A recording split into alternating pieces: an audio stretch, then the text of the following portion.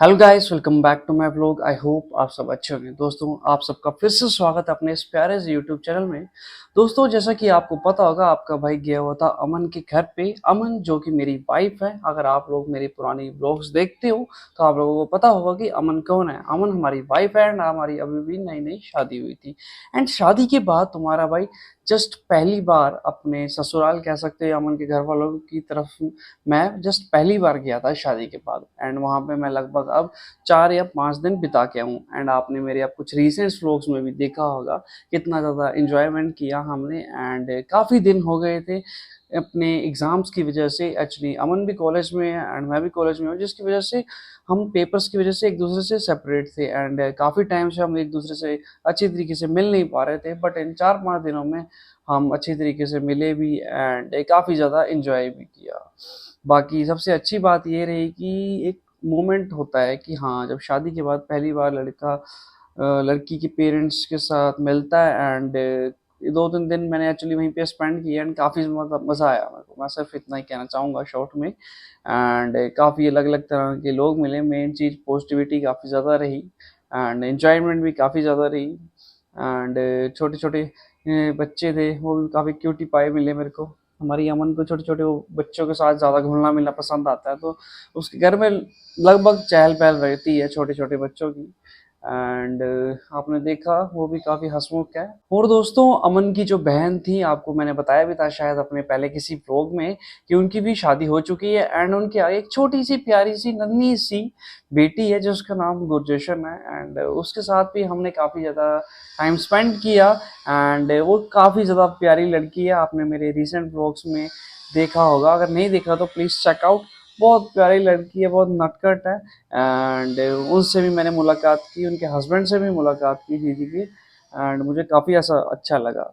And उनका व्यवहार भी हमारे प्रति काफ़ी ज़्यादा अच्छा था। बाकी अभी फ़िलहाल दोस्तों हमारे पेपर्स लगे हैं जिनमें हम काफ़ी ज़्यादा बिजी हैं। एंड हमारे रोज़मर्रा के कामों में वो काफ़ी ज़्यादा इफेक्ट डाल रहा है। एंड बस थोड़े से पेपर रहे हैं, फिर वो ख़त्म हो जाएंगे, फिर वापस हम अपने घर चले जाएंगे। एंड दिन पर दिन यहाँ पे दोस्तों गर्मी भी काफ़ी ज़्यादा बढ़ती जा रही है, जिसकी वजह से तुम्हारे भाई का भी जीना हराम हो रखा है। यहाँ पे पता नहीं लोग कैसे रह लेते हैं इतनी गर्मी में।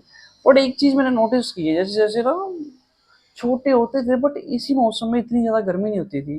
बट तब के मौसम को कंपेयर करें एंड अब के मौसम को कंपेयर करें, जो गर्मी अब हो चुकी है ना, वो आप मजाक नहीं, वो सब सहन नहीं कर सकते। बिल्कुल उबले हुए अंडे की तरह हो जाती है इस मामले में। बट हमारे जो गांव है, विलेजेस हैं, वो परफेक्ट मस्त हैं, पता आपको। एंड ये यहाँ पे तो भाई क्या ही बताऊँ मैं आपको, आप उबले अंडा बन के ही रहोगे। यहाँ पे बनोगे ही, उबला अंडा जरूर बनोगे यहाँ पे, इतनी गर्मी है। एंड आपको एक चीज़ बताने नहीं गया, मेरी जो सासू माँ बोलूँ या अमन की मम्मी ने, वो मेरे लिए स्पेशली एंड मेरे पेरेंट्स के लिए पिन्नियाँ बनाई थी खोए की, जिसका ब्लॉग भी मैंने डाला हुआ है।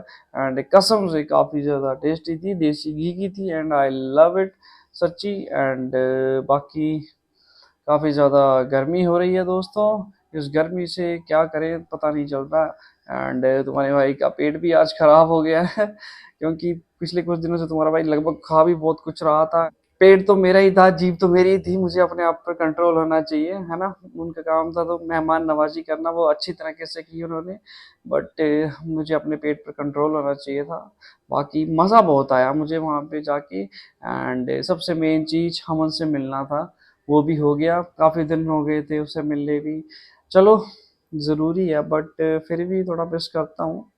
चलो, अमन भी देख रही होगी, अगर ये व्लॉग देखेगी तो प्लीज़ अमन बच्चे कमेंट ज़रूर मारना अगर ये पूरा व्लॉग देखेगी तो। माता जी हमारी घर पे हैं एंड ब्रदर भी आज घर पे ही होगा। एक्चुअली उसके भी पेपर चले हुए हैं तो वो भी कभी कभी जाता है पेपर्स के लिए। एंड लगभग मम्मी तो वैसे कभी घर पे अकेली ही रहती हैं, ब्रदर के पेपर्स चले हुए हैं तो वो भी कभी कभी जाता है पेपर्स देने के लिए कॉलेज में।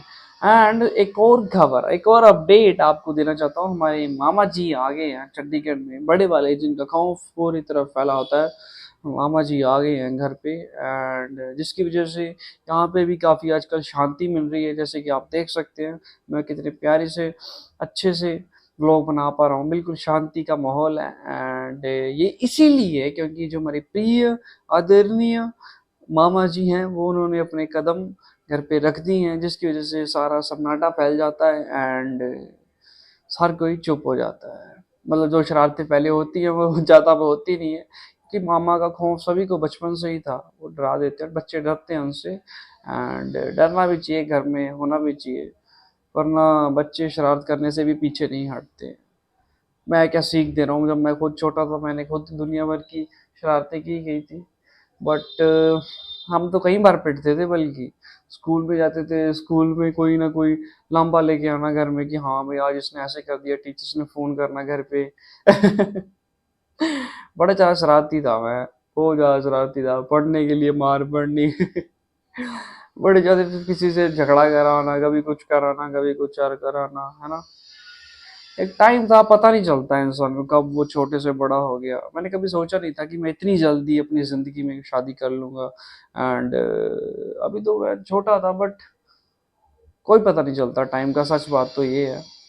बाकी हम सोचते रहते हैं कि हाँ कल क्या होगा, कल क्या होगा, बट अब जिस चीज का मैंने वो फैसला निकालना है कि हाँ, हम सोचते रहते हैं ना कि कल की चिंता हमें सताती रहती है। एक्चुअली कल की चिंता करके कोई फायदा नहीं है, तुम्हें अपने अगले आने वाले घंटों का कुछ नहीं पता होता है। तुम कल की चिंता लेकर अपने मन को, अपने दिमाग को यूं ही बेचैन करते हो। सबसे अच्छी बात है जो तुम अभी कर रहे हो, सिर्फ उसी के बारे में सोचो एंड बाकी तो सब झोल है, कोई मतलब नहीं है किसी चीज का। बस अपने आप पर फोकस करो एंड जो काम कर रहे हो बस उसी की तरफ पूरा ध्यान। और एक और बात सुनो, जब तुम्हारा भाई आया ना सुबह अमन के घर से, तो तुम्हारे भाई ने एक कैब की थी। अब कैब वाला मेरे को पता नहीं था, वो लॉन्ग रूट वाला था, वो आ रहा था भाई दिल्ली से, ठीक है।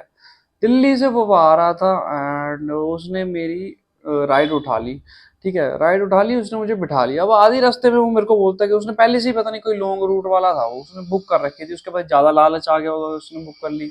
अब उस बुक करने के चक्कर में उसने मेरे को आधे रास्ते में छोड़ दिया, और फायदे में रहा वैसे, मैं पता है उसने ना मेरे को आधे रास्ते में छोड़ दिया एंड यहीं से उसके घर तक, मेरे जहाँ पे मैं अभी रह रहा हूँ वहां तक आने के लिए मेरे को कम से कम 700 रुपये लगते हैं, 700 रुपये रख लो मोटा मोटी कैब में आने में एंड उसने आधे रास्ते तक उसने मेरे को मना कर दिया कि हाँ भाई आगे नहीं जा सकता। मैंने कहा हाँ भाई मेरे को जरूरी है, मेरे को जाना है। मैं भी अपने पे बहाने लगा के अड़ा रहा कि हाँ भाई मैंने जाना है, मैंने तो बुक की है, तुम ऐसा क्यों कर रहे हो।